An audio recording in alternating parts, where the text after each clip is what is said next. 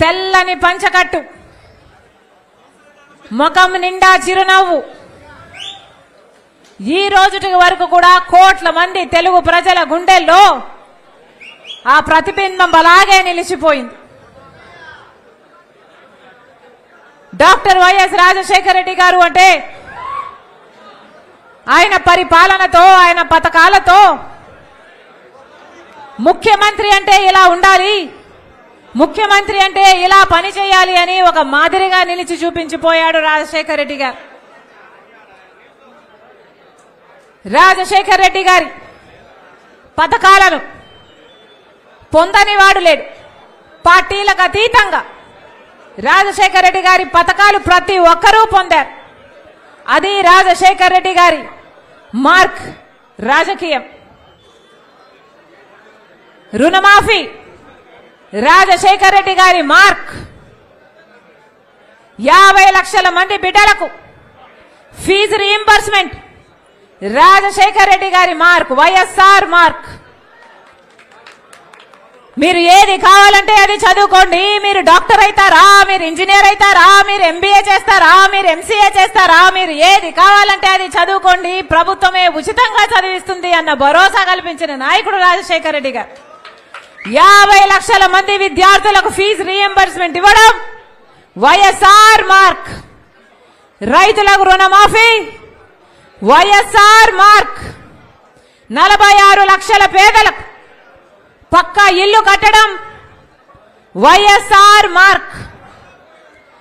రైతును రాజు చేయడం, వ్యవసాయాన్ని పండుగ చేయడం, క్రాప్ ఇన్సూరెన్స్ తో సహా అన్ని అద్భుతంగా ఇవ్వడం వైఎస్ఆర్ మార్క్.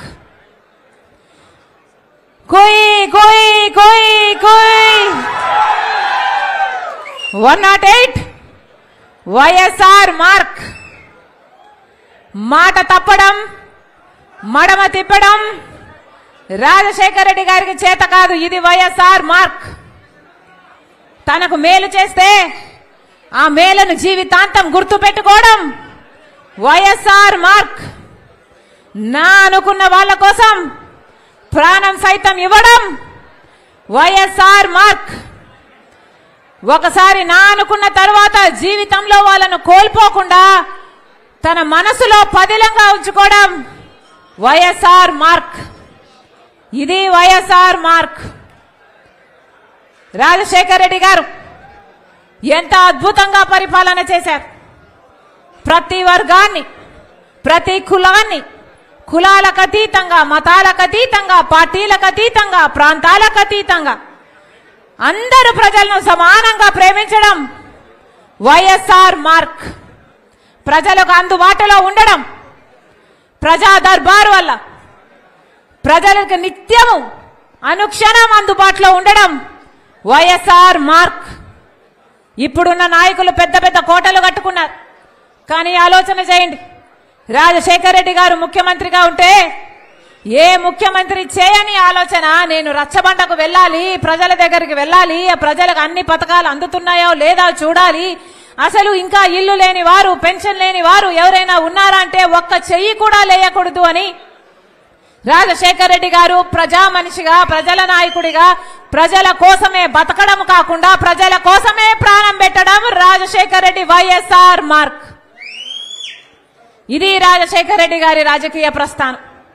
ఇది రాజశేఖర రెడ్డి గారి తెలుగు ప్రజల గుండెలతో ప్రస్థానం, తెలుగు ప్రజలతో తన ప్రస్థానం.